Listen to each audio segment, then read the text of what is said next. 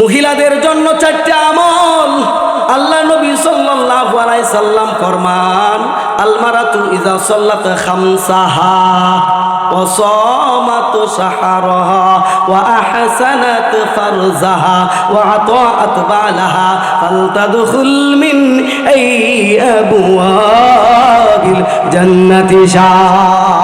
কেমন 4টা কাজ হলো। ও মারে, যখন তুমি বালেগ হয়ে যাবে বাচ্চাদেরকে নামাজও পড়ানো শিখাবেন। আমার মা যখন নামাজ পড়বে, আমার বোন যখন নামাজ পড়বে, একটা আমল হলো নামাজ আদায় করা, নামাজ পড়া। 2 নম্বর কাজ হবে, আসতেছে 1 মাস পরে এই রমজান মাস, এই রমজান মাসে রোজাগুলো রাখবে। আমার মা বোন যারা নামাজ পড়বে, রমজান মাস আসলে রোজাগুলো রাখবে এবং স্বামীর আতাত অনুসরণ করবে। এবং যে মা বোন যখন পর্দার ভিতরে থাকবে, এই 4টা আমল যে মা বোন করবে, এই 4টা আমল করার কারণে আল্লাহ তাআলার তৈরি করা জান্নাতের 8টা দরজা দ্বারা, যে কোনো দরজা দ্বারা আমার মা বোন হাসতে হাসতে জান্নাতে চলে যাবে। জোরে গন সুবহানাল্লাহ, আরো জোরে বলেন সুবহানাল্লাহ। নবী পর पैदा है सहाबा सहाबा मुजस्सम रजा है सहाबा सहाबा।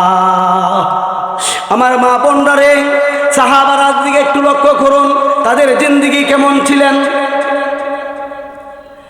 হযরতে ফাতিমা রাদিয়াল্লাহু তাআলা আনহার জিন্দেগির দিকে লক্ষ্য করে আপনি দেখুন, আপনার জিন্দেগি আমার মা ফাতিমার জিন্দেগির মধ্যে তফাৎটা কত। দেখেন, ফাতিমা ঘরের মধ্যে বৈশা রইলেন, আমার নবীজি কোথাও যেন সফর করতে গেলেন। সফর থেকে আইসা সর্বপ্রথমেই আমার নবীজি মা ফাতেমার কাছে আসতেন। নবীজি কোথাও যদি যাইতেন, সফরে যাওয়ার সময় মা ফাতেমার কাছে জিজ্ঞাসা করে যাইতেন, মা ফাতেমাকে জানিয়ে যাইতেন। আবার যখন আসতেন, সর্বপ্রথম মা ফাতেমার ঘরের মধ্যে ঢুকতেন। জোরে কোন সুবহানাল্লাহ। নবীজি সফর থেকে আসলেন, আয়েশা দেখে ফাতেমার গেটটা লাগানো। ডাক দিলেন, মা ফাতেমা, ও মা ফাতেমা তুমি কোথায়? ফাতেমা ঘর থেকে জবাব দেয়, বাবা গো, আমি আপনার সামনে আসতে পারবো না, আপনি আজকে বাসায় চলে যান। আমার নবীজি ডাক দিয়ে বলে, ফাতেমা রে, কোথাও যদি আমি সফরে যাই, সর্বপ্রথম আয়েশা তোমার সাথে দেখাটা করি, আমি তোমার কাছে দেখা না কইরা অন্যত্তরে আমি চলে যাব না।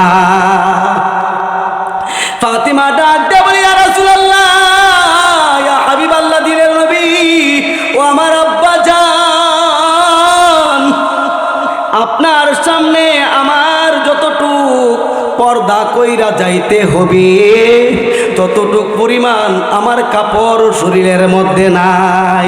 জোরে এখন সুবহানাল্লাহ। আল্লাহর নবী সাল্লাল্লাহু আলাইহি সাল্লাম গেটের উপরে দিয়া রুমালটা দিয়ে দিলেন। মা ফাতিমা রুমালটাকে আব্রু করে যখন বসলেন, নবীজি ভিতরে ঢুকলেন।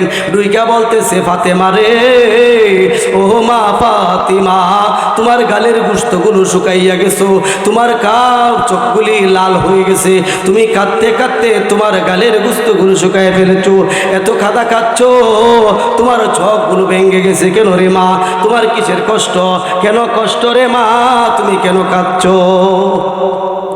ফাতিমা ডাক দিয়ে বলে, বাবা, ও বাবা রে, আমার ঘরের মধ্যে 3 দিন যাবত চুলার মধ্যে আগুন জ্বলে না।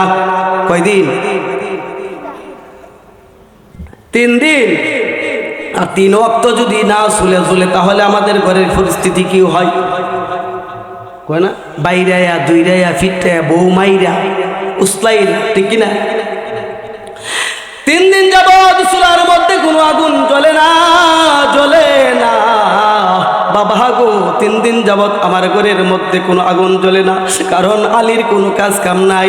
এলাকার মধ্যে দারিদ্রতা, এলাকার মধ্যে দারিদ্রতার বিষণ্ণয় আশ্রাচ্ছে, এলাকার মধ্যে দারিদ্রতা দেখা যাচ্ছে। আলী কোনো কাম কাজ পাচ্ছে না। বাবা গো, ঘরের মধ্যে কোনো কিছু নাই, আটা জব গুস্ত কিছুই নাই, খেজুর নাই। বাবা গো, এই ঘরের মধ্যে আমরা এখন অভাব অনুভব করতেছি। নবীজি ডাক দেয়া বলে, ফাতিমা রে, আমার নাতি হাসান হুসাইন কোথায়? নবীজি ঘর ভিতরে ঢুইকা গিয়া দেখে হাসান হুসাইন মাটির মধ্যে পেট লাগাইয়া ঘুমে পড়ে রয়েছে। কোন সুবহানাল্লাহ। হাসান হুসাইন ছোট শিশু বাচ্চা, খাবার না পাইয়া কাঁদতে কাঁদতে জমিনের মধ্যে পেটটা লাগাইয়া ঘুমাইয়া গেছে। নবীজি হাত মুবারক হুসাইনের পিঠের উপর যখন মর দিলেন, হাসানের পিঠের উপরে মর দিলেন, সঙ্গে সঙ্গে তাদের ঘুম ভেঙে যায়। দুইটা ছেলে হাউ মাউ করে নানার গলার মধ্যে জড়াইয়া ধরে কাঁদতে থাকে। নানা গো, নানা, 3 দিন যাবত আমার আম্মা আমাদেরকে খাবার দিচ্ছে না। নানা গো, আর ভালো লাগতেছে না।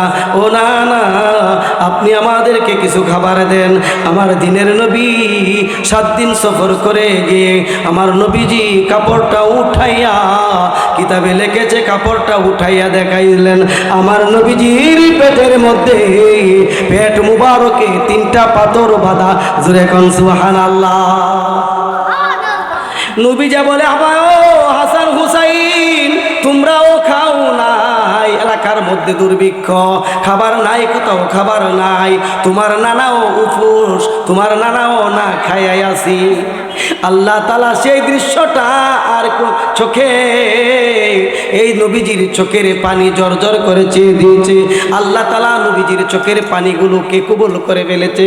নবীজির চোখের পানি জর্জর করে ছাড়া দেখে আমার আল্লাহর সহ্য হইল না।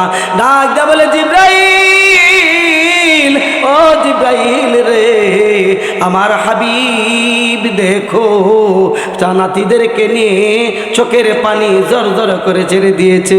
জিব্রাইল আলাইহিস সালাম নাজিল হয়ে গেলেন, কিছু খেজুর হযরতে আবু বকরের হাতে তুলে দিলেন। জোরে কোন সুবহানাল্লাহ।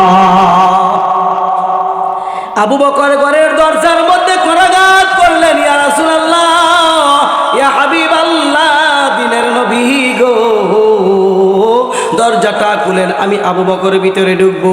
ভিতরে আবু বকর ঢুকলেন, 1 পয়সা খেজুর নিয়ে। এই খেজুরগুলো যখন নবীজির হাতে দিলেন, নবীজি তার নাতিদের হাতে তুলে দিলেন, মা ফাতিমাকে দিলেন, নবীজি নিজেও খাইলেন। সমস্ত খেজুরগুলি রাসূল নিজ হাতে হাতে বন্টন করে দিয়ে খেলেন। কোন সুবহানাল্লাহ। এবার জিব্রাইল ডাক দিয়ে বলে, ইয়া রাসূলুল্লাহ, ইয়া হাবিবাল্লাহ, দিনের নবী গো, এই খেজুরগুলো কোথায় থেকে আসছে আপনি জানেননি? নবী জিব্রাইল ডাক দিয়ে বলে, ইয়া রাসূলুল্লাহ, এই খেজুরগুলো আল্লাহ তাআলা আমাকে দিয়ে জান্নাত থেকে পাঠিয়ে দিয়েছে। কোন সুবহানাল্লাহ। ইন্নাস সালাতা তানহা আনিল ফাহশা ওয়াল মুনকার, যারা নামাজ পড়বে ফাহশা কাজ থেকে বিরত থাকবে, আর যারা নামাজি হবে ইন্নাল্লাহা মা'আস সাবিরিন, তারা ধৈর্যশীল হবে। আর ধৈর্যদারশীল ব্যক্তিদের ঘরের মধ্যে খাবার আমার আল্লাহ দান করে দিবে। জোরে কোন সুবহানাল্লাহ। খাবার দেওয়ার মালিক কে? মাশাআল্লাহ। এই এলাকার ছোট ছোট শিশু বাচ্চারাও পারে। ওয়া মা মিন দাব্বাতিন ফিল আরদি ইল্লা আলাল্লাহি রিজকুহা। আমার আল্লাহ বলে, বান্দারে, তোমরা আমার কাজ করো, আমি তোমাদের খাবারের দায়িত্ব নিয়েছি। জোরে কোন সুবহানাল্লাহ। পৃথিবীর মধ্যে মানুষ সৃষ্টি করলেন, মানুষ সৃষ্টি করার 50,000 বছর পূর্বে রিজিক সৃষ্টি করে দিয়ে পাঠাইছে। কোন সুবহানাল্লাহ। খাবারের চিন্তা আছে? খাবার ঘরে না থাকলে মারামারি করবা? এই শিশু বাচ্চারা, খাবার যদি মা বাপ দিতে দেরি হয় কান্নাকাটি করবা না? আলহামদুলিল্লাহ, আল্লাহ কবুল করো। খাবার যদি ঘরের মধ্যে না থাকে ধৈর্য ধারণ করবে, ওই ঘরের খাবারের ব্যবস্থা আমার আল্লাহ করে দিবে। জোরে কোন সুবহানাল্লাহ। ইয়ামিন থেকে একদল বাহিনী নবীজির কাছে গেলেন। তারা গিয়ে মদিনার মধ্যে অবস্থান করলেন। তারা যাইতে যাইতে রাস্তার মধ্যে তাদের খাবার শেষ হয়ে গেল। তাদের কাছে জব ছিল, গম ছিল, গুস্ত ছিল, খেজুর ছিল, শেষ হয়ে গেল। তাদের মধ্যে কিছু লোক বলতে লাগলেন যে আমরা রসুলের কাছে যাই, রসুলের কাছে গিয়ে যদি আমরা ব্যক্ত করি আমাদের অবস্থা, তাহলে রসুল মনে হয় আমাদেরকে কিছু খাবারের ব্যবস্থা করবে। এই ইয়ামিনবাসীরা তো আরবি বুঝে, বুঝে কি বুঝে না? ইয়ামিনের দুইজন লোক, এই গ্রুপ থেকে দুইজন লোককে তারা পাঠিয়ে দিয়েছে, যাও তোমরা গিয়া রসুলের কাছে গিয়ে আরজ করো আমাদেরকে যেন কিছু খাবার দেয়।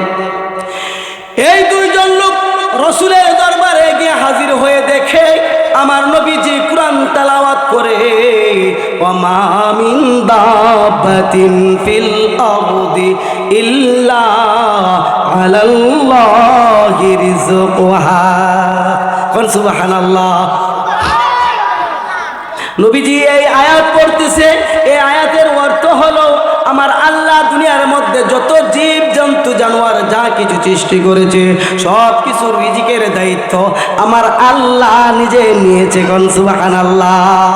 এই দুইজন আগন্ত ব্যক্তি লক্ষ্য করলো, আল্লাহ যদি নিজে দায়িত্ব নেন খাবারের, তাহলে আমরা কেন নবীজির কাছে যাইব? কোন সুবহানাল্লাহ। এরা আল্লাহর উপরে এত ভরসা করত, এত তাওয়াক্কুল ছিল আল্লাহর উপরে, নবীজির কাছে না ছায়া তারা ফিরে আসলেন কাফেলায়। জোরে কোন সুবহানাল্লাহ। কাফেলার মধ্যে ফিরে আসলেন। আর কাফেলাবাসী মনে করলেন যে তারা তো মনে হয় রসুলের কাছে আবেদন কইরা আসছে, কিন্তু আসলে কি খাবারটা চাইছে? নবীজির কাছে কি খাবার চাইছে? চাই নাই। তারা ফিরে আসতে একটু পরে তারা দেখে যে একজন ব্যক্তি একটা বুলের মধ্যে রুটি আরেকটা পাতিলার মধ্যে গোশত নিয়ে আসছে। জোরে কোন সুবহানাল্লাহ। তারা এই কাফেলাবাসী আচ্ছা মতে সবাই পেট ভরে খাইলো। কিছু গোশত রয়ে গেল, কিছু রুটি রয়ে গেল।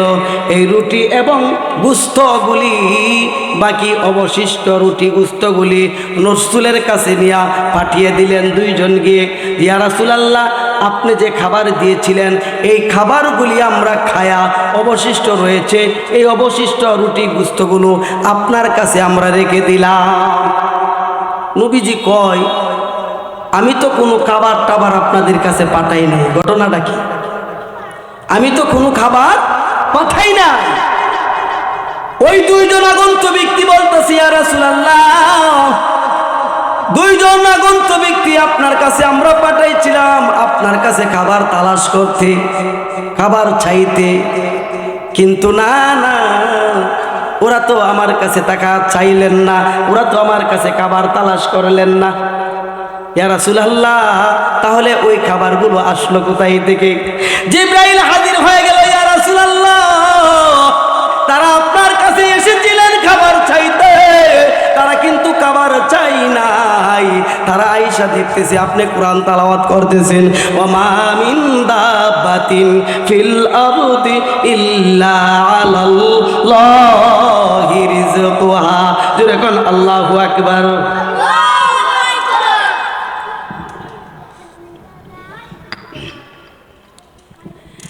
জিবরাইল আলাইহিস সালাম বলেন, ও মালিক, ইয়া রাসূলুল্লাহ, ইয়া হাবিবাল্লাহ, দিনের নবী গো, দুইজন আগন্ত লোক আসছিলেন আপনার কাছে খানা চাইতে, তালাশ করতে, কিন্তু আয়েশা দেখে আপনি কোরআন পড়তেছেন যে খাবারের মালিক, রিজিক মালিক হলো আমার আল্লাহ। প্রত্যেক জীব জন্তু জানোয়ার যা কিছু আল্লাহ সৃষ্টি করেছে সব কিছুর সৃষ্টিকুলের রিজিকের দায়িত্ব আমার আল্লাহ নিজে নিয়েছে। জোরে কোন সুবহানাল্লাহ। এই কথা যখন দুইজন আগন্ত ব্যক্তি শুনেছে, সঙ্গে সঙ্গে তারা আপনার কাছে কানা না চাইয়া তারা আল্লাহর উপর তাওয়াক্কাল করে, তাওয়াক্কালতু করে তারা কাফেলার মধ্যে চলে গেলেন। আমার আল্লাহ এই দৃশ্যটা দেখে খুশি হয়ে গেলেন। আমার আল্লাহ বেহেশতের থেকে রুটি এবং গোশত নিয়ে আমি জিবরাইলকে মানুষের চুরোতে দিয়ে পাঠিয়ে দিয়েছি, আমি তাদের কাছে খাবার পৌঁছে দিয়েছি। সেই খাবার অবশিষ্ট খাবার তারা খাইয়া অবশিষ্ট খাবার আপনার কাছে নিয়ে এসেছে। কোন সুবহানাল্লাহ। কেমন নবী ছিলেন আমার আপনার নবী, কথা বলুন ঠিক কিনা? এ ভাই, রিজিকের মালিক হলো আমার আল্লাহ। ফাতিমা ধৈর্য ধারণ করেছিলেন, আমার আল্লাহ তার ঘরের মধ্যে খাবার ঢুকিয়ে দিয়েছে। এই এলাকার মুহাজির মা বোনদেরকে আমি বলি, মা বোন রে, স্বামী যা নিয়ে আসে ধৈর্য ধারণ করবা। স্বামী রিস্কাওয়ালা, স্বামী অটোওয়ালা, স্বামী চাকরি করে, বিভিন্ন খামারে চাকরি করে, বিদেশে চাকরি করে, যে যেই হালে চাকরি করো, যে যেই হালে টাকাটা ইনকাম করে, মা বোন রে অনেক কষ্ট করে কামাই করে রে বোন, অনেক কষ্ট করে আমার ভাই, মা মাথা থেকে পা পর্যন্ত গামে জর্জরিত করে, গামে ঝরঝরিত করে, অনেক পরিশ্রম করে এই টাকাটা কামাই করে, কথা বলুন ঠিক কিনা? আসতেছে রমজান মাস, কেউ খাবে কুরমা ফুলা, কেউ খাবে পানি ভাত, পান্তা ভাত, কথা বলুন ঠিক কিনা? আমার মা বোন যেই ঘরের মধ্যে এই কুরমা খেজুরের কুরমা ফুলাও আশা করবে না, ধৈর্য ধারণ করবে, অল্পর উপরে সন্তুষ্টি থাকবে, যে মা বোন অল্পর উপরে সন্তুষ্ট থাকবে, যে মা বোন ঘরের মধ্যে অল্পর উপরে সন্তুষ্ট হয়ে সংসারটাকে নিয়ন্ত্রণ করবে, আমার আল্লাহ বলে ওই ধৈর্য ধারণ ব্যক্তির কারণে আমি আল্লাহ তার ঘরের মধ্যে জান্নাত থেকে রিজিকের ব্যবস্থা করে দিব, তার ঘরের মধ্যে রিজিকের ব্যবস্থা করে দিব, রিজিকের মধ্যে আমি আল্লাহ বরকত দান করব। জোরে কোন সুবহানাল্লাহ।